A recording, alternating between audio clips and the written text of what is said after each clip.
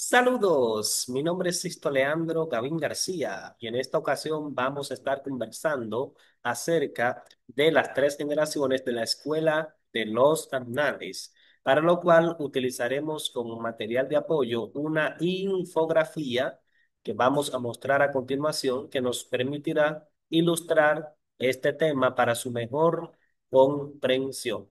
Bien, aquí tenemos la infografía titulada Escuela de los Anales, tres generaciones historiográficas.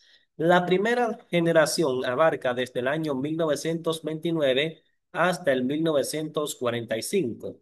Tuvo como fundadores a los historiadores Marc Bloch y Lucien Febvre. Esta escuela empezó en el año 1929 con la fundación de la revista Annales. En esta primera generación, en esta etapa inicial, se realiza una crítica al positivismo, aquella corriente científica filosófica que establecía la objetividad absoluta en el conocimiento sin dar lugar a ningún tipo de interpretación propia, a ningún tipo de subjetivismo.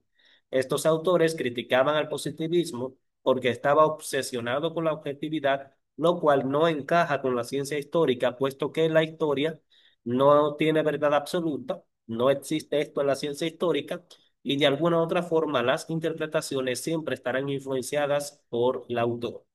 Tenemos que ellos plantearon una historia total e interdisciplinaria, o sea, una historia integral que tome en cuenta todos los elementos políticos, económicos, sociales y culturales para ser correctamente explicada. O sea, que cuando vamos a analizar un hecho, no podemos hacerlo desde un punto de vista lineal, único, sino que tenemos que priorizar un enfoque que integre todas las perspectivas históricas, todas las perspectivas, todos los elementos, todas las aristas que influyeron en la consecución de ese hecho histórico. Además, promueve una historia interdisciplinaria, o sea, que se relacione con otras disciplinas como la antropología, la sociología, la numismática, la arqueología, que son ciencias auxiliares de la historia. Hay algunas obras clave de esta época, como por ejemplo la obra La Sociedad Feudal y la Europa del Renacimiento. Tenemos entonces la segunda generación que abarca desde el 1945 hasta el 1980, que tiene como figura central al historiador Fernand Braudel. Vemos su imagen aquí a la izquierda. Tenía un enfoque estructuralista, el análisis de las estructuras sociales en el quehacer histórico. Estableció algo muy interesante que son las escalas de tiempo, pues en esta generación Fernand Braudel introdujo el concepto de tiempo y espacio en la historia, algo realmente muy atinado y correctísimo, porque los acontecimientos históricos se desarrollan en tiempo y espacio. Entonces, en este sentido, Braudel propuso estas dos variables, pero estableció una concepción del tiempo que rompía con la tradicional, pues consistía en una cronología del tiempo, en una clasificación del tiempo que quebraba, que se distanciaba de la cronología lineal tradicional y establecía una con una clasificación diferente, más flexible, más integral, por decirlo de esta manera. Entonces, en ese sentido, estableció escalas de tiempo. Y aquí establecía el tiempo de corta duración. Este es el tiempo donde pueden ocurrir eventos históricos mínimos, acciones individuales de personas, hechos muy puntuales que no generan quizá una trascendencia enorme.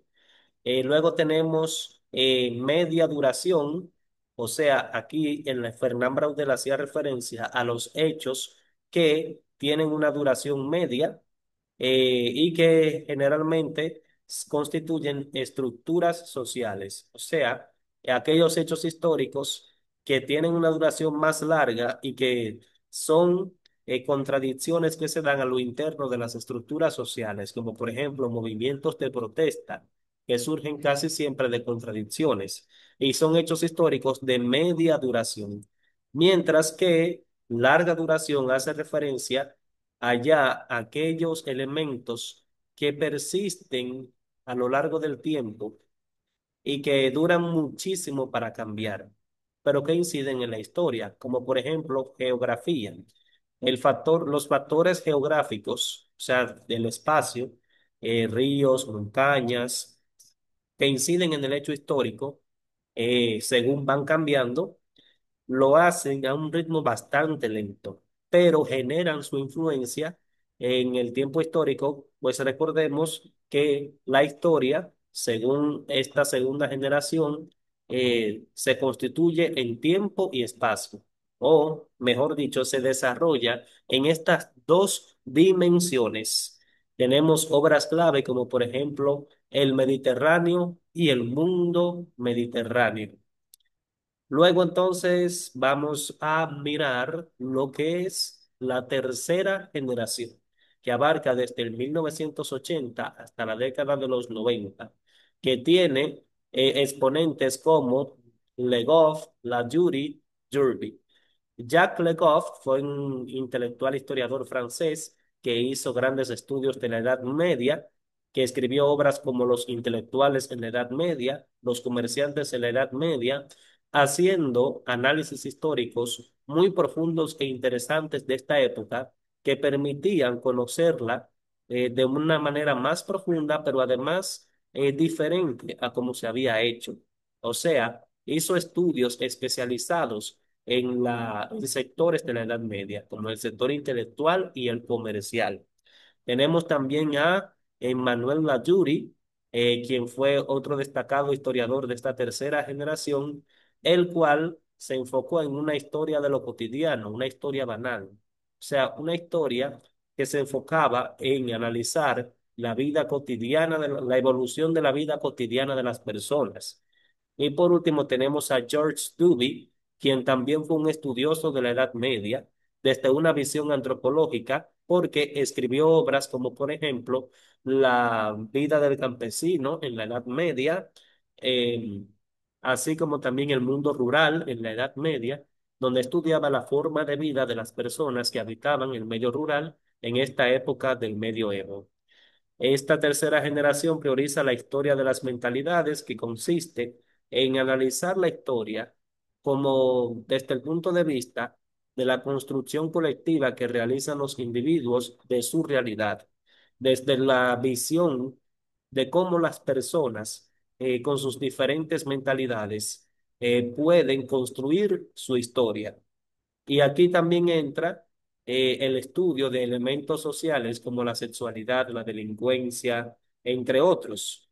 Historia del imaginario, haciendo referencia una historia que prioriza el imaginario colectivo, como el imaginario colectivo, o sea, ese conjunto de ideas, de concepciones que se tienen en una sociedad específica, pueden producir la historia, porque las actuaciones sociales tienen orígenes también de carácter psicológico que están alojados en la psiquis del ser humano, en el cerebro humano. Así como también tenemos aquí la microhistoria, la cual es un enfoque que plantea la historia de, de cosas muy específicas, de comunidades, de personajes, etcétera. Un enfoque interesante que permite visibilizar sectores y elementos históricamente excluidos del análisis de acontecimientos históricos, así como también nuevos objetos, cuerpos, símbolos, tiempo subjetivo.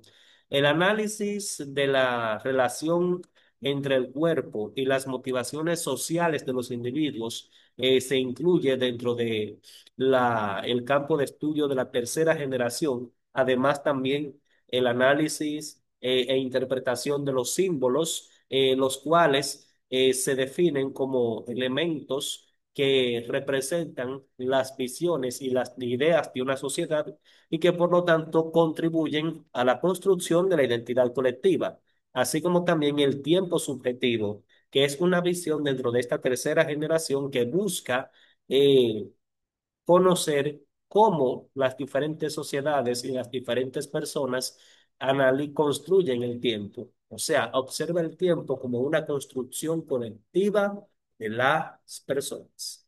Hasta aquí ha llegado nuestra exposición sobre esta escuela de los anales, en nuestra opinión, una de las más atinadas, y consideramos que con esta escuela se inicia, o sea, o mejor dicho, se refuerza una visión científica, pero también crítica e integral de la historia.